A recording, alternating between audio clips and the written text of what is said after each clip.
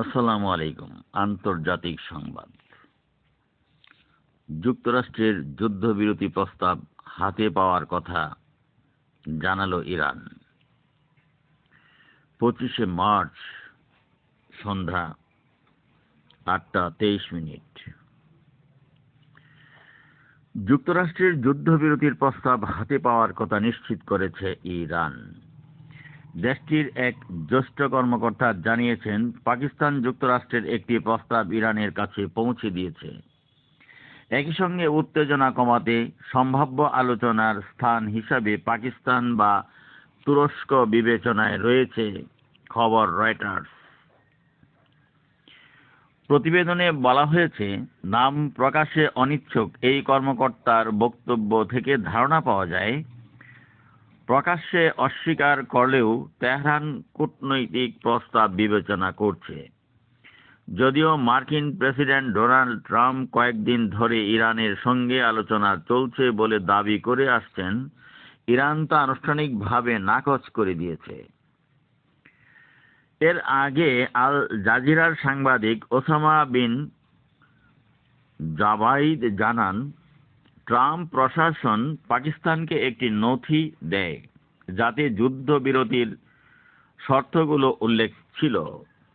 পরবর্তীতে পাকিস্তান সেই নথি ইরানের কাছে হস্তান্তর করে। বর্তমানে ইরানের আনুষ্ঠানিক প্রতিক্রিয়ার অপেক্ষায় আছে। এদিকে তুরস্ক জানিয়েছে, তারা ইরান ও যুক্তরাষ্ট্রের মধ্যে বার্তা আদান প্রদানের ভূমিকা রাখছে।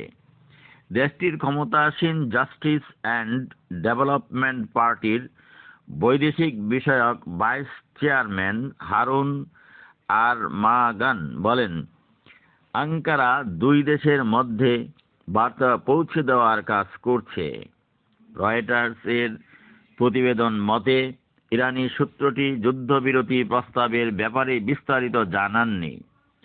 গণমাধ্যমে প্রকাশিত 15 দফা যুক্তরাষ্ট্রের প্রস্তাবের সঙ্গে এটি একই কিনা সেটাও নিশ্চিত করেননি। তবে তিনি বলেন, তুরস্ক যুদ্ধ থামাতে ভূমিকা রাখছে এবং সম্ভাব্য আলোচনার স্থান হিসেবে তুরস্ক বা পাকিস্তান দুটি বিবেচনায় আছে। গত মঙ্গলবার এক প্রতিবেদনে মার্কিন সংবাদ মাধ্যম দ্য নিউ ইয়র্ক টাইমস জানায়, মধ্যপ্রাচ্যের চলমান সংঘাত নিরসনে ইরানের কাছে 15 দফার একটি প্রস্তাব পাঠিয়েছে যুক্তরাষ্ট্র। এই 15 দফা পরিকল্পনার খবর প্রকাশ পাওয়ার পর বিশ্ববাজারে তেলের দাম কিছুটা কমে এবং শেয়ার বাজার কিছুটা ঘুরে দাঁড়ায়। প্রায় 4 সপ্তাহ ধরে চলা এই যুদ্ধে বৈশ্বিক জ্বালানি সরবরাহের বড় ধরনের প্রভাব পড়েছে। রয়টার্স তাদের প্রতিবেদনেও আরও জানিয়েছেন, একটি সূত্র জানায়, মঙ্গলবারই এই পরিকল্পনা ইরানের কাছে পাঠানো হয়েছে। অন্যদিকে ইসরায়েলের বেনিয়ামিন নেতানিয়াহুর মন্ত্রিসভাকেও এই প্রস্তাব সম্পর্কে অবহিত করা হয়।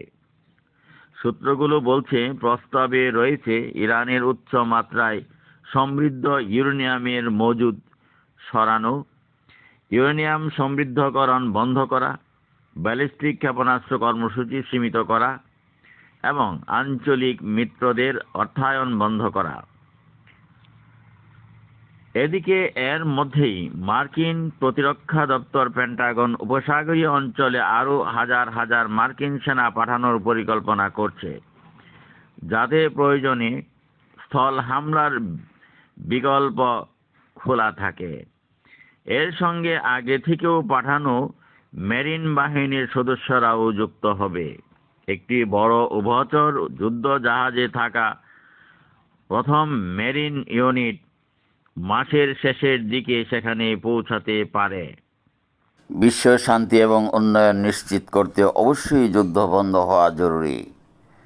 সংবাদ শুনবার জন্য সবাইকে ধন্যবাদ। আসসালামু আলাইকুম।